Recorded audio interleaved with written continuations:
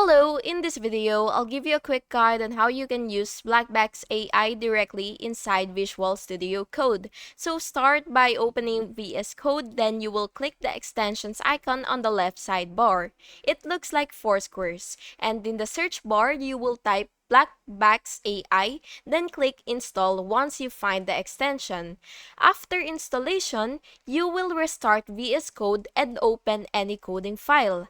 As you begin typing, you will notice that Blackbox automatically suggests code completions based on your input.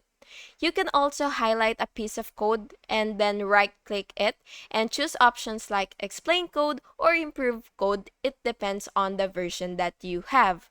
And if needed, you will have to sign into your Blackbox AI account so that you through the extension to unlock all features.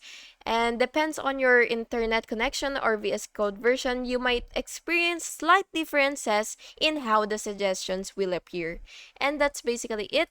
Please make sure to like and subscribe if you found this video helpful. Thank you so much for watching and listening. Have a very good day.